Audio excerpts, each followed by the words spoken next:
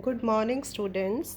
Today we will start lesson 7 of history, new ideas and great thinkers. The period from 6th century BC witnessed various new developments in the political, economic and social field.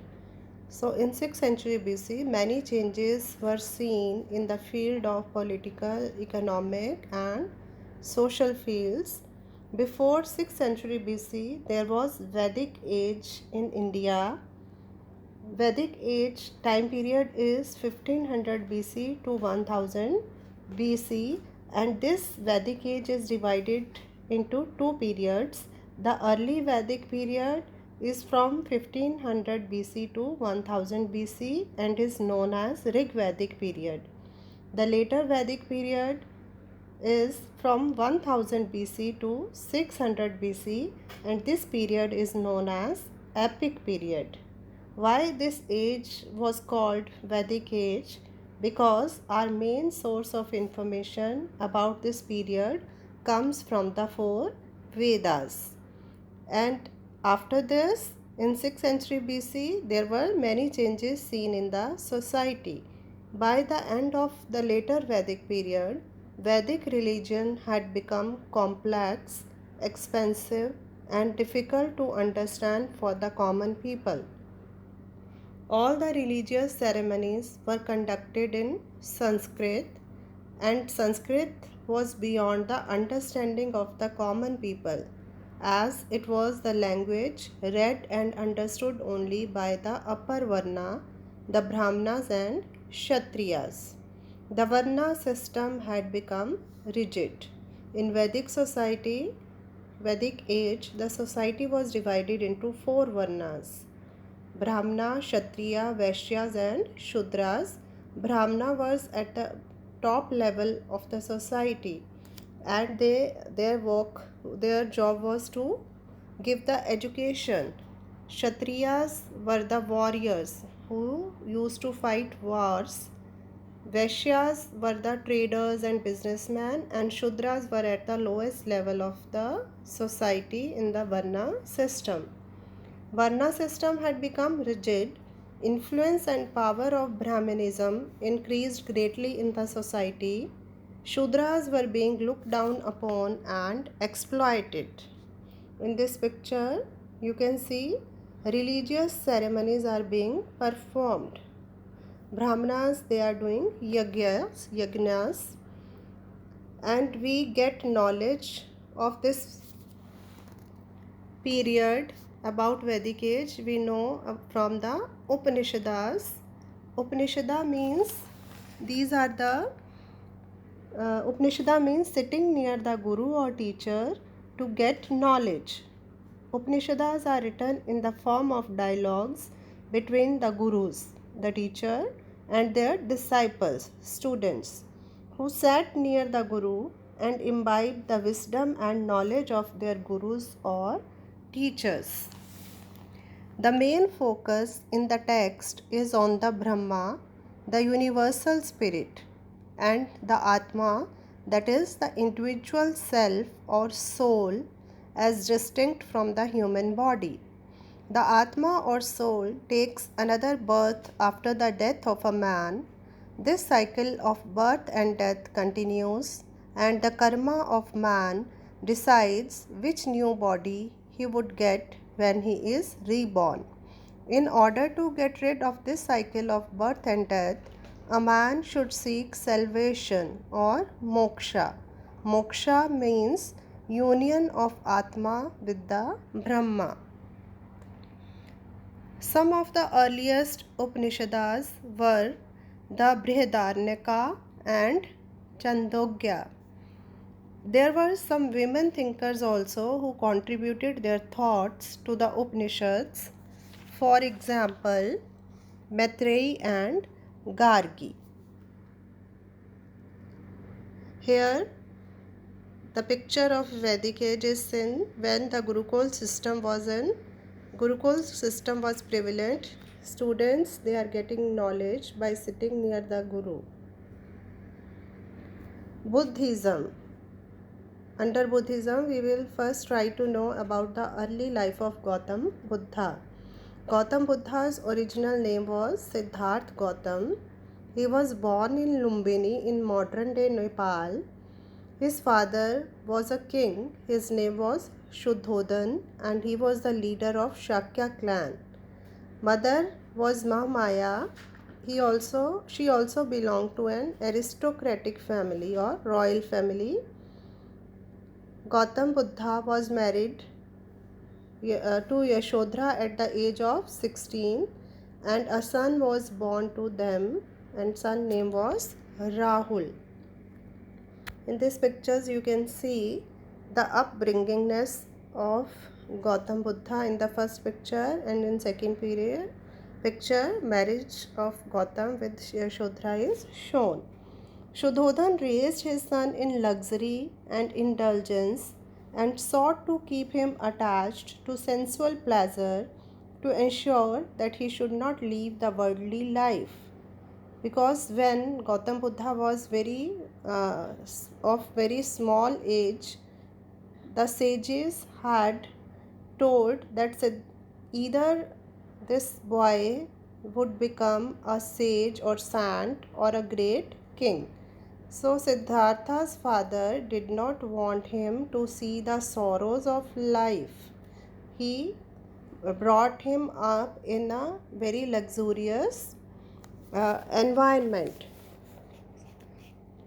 But throughout these early years of his life, Siddhartha knew nothing of the natural human sufferings that were taking place in the world.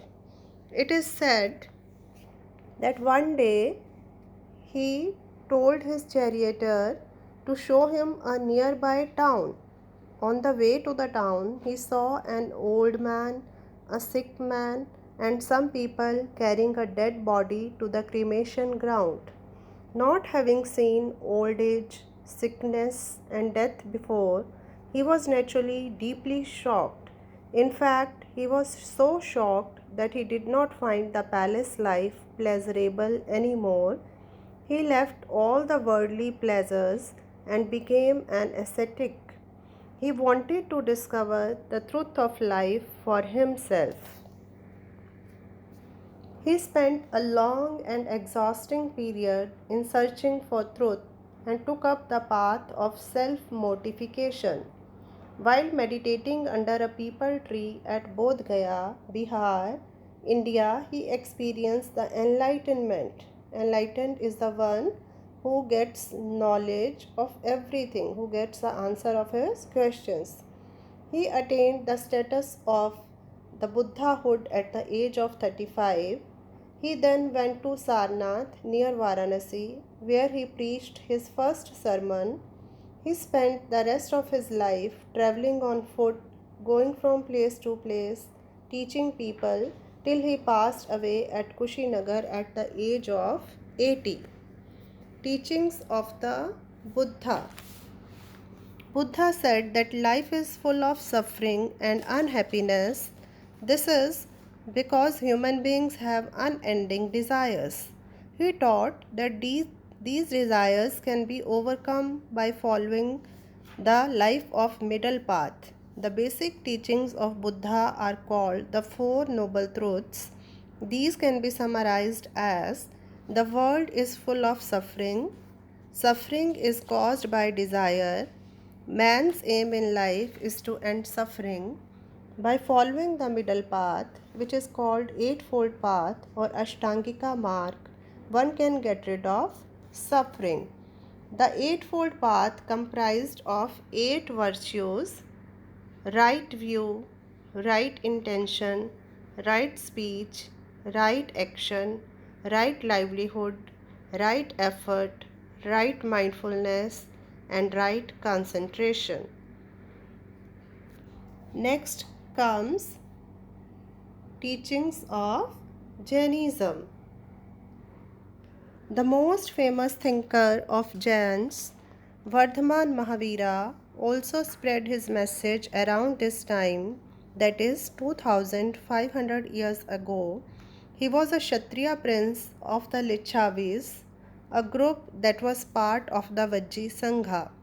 His father Siddhartha was an important ruler of a Kshatriya clan and his mother was a Lichavi princess. He was married to Yashodha and also had a daughter, Priyadarsena.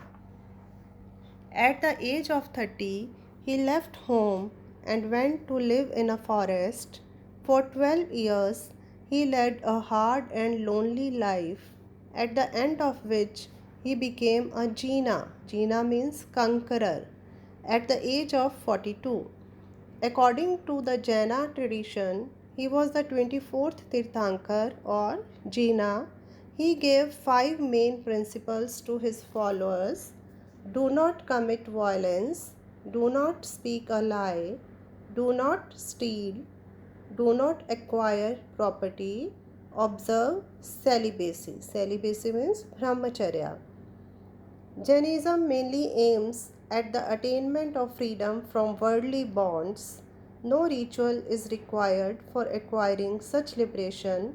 Only the three jewels are going to help the followers, and these three jewels are, these are also known as Three Ratna: right knowledge, right faith, and right action. Jainism was essentially a non violent religion. According to Lord Mahavira, every object in this world has life, and in no circumstance any damage should be caused to anything. Vardhaman Mahavira died at the age of 72 at Pavapuri near Rajgriha in Magdha. He also taught his followers in the local language Prakrit. Gradually, Jainism spread to Odisha, Rajasthan, Gujarat, Tamil Nadu, and Karnataka. It got the patronage of kings and rich merchants also, who constructed impressive Jain temples. One of the most famous temples are Dilwara temples at Mount Abu. The Jaina texts are called Purvas and they are further divided into Angas and Up-Angas. Sanghas. What are Sanghas? Both the Buddhist and Jain monks, they were organized into Sanghas. So the organization of Buddhist or Jain monks is called Sangha. In Sangha, every monk and nun had to follow certain rules. They had to get up early and go to beg for alms in the village or town. Whatever was collected was shared by all of them.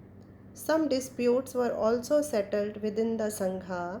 Both the Buddhist and Jain monks were expected to dress in very simple way and live a disciplined life. Buddhist and Jain monasteries and viharas. Those who became the Buddhist or Jaina monks and nuns required to leave their homes and live in viharas or monasteries. These were initially the natural caves or some temporary shelters, but gradually permanent structures were built for this purpose. A large number of viharas are found in Maharashtra. The largest Buddhist monastery in India is located at Tawang, Arunachal Pradesh. In these pictures, you can see the Dilwara temples at Mount Abu and a Jain monastery in Odisha. I hope this chapter is clear to you. Thank you.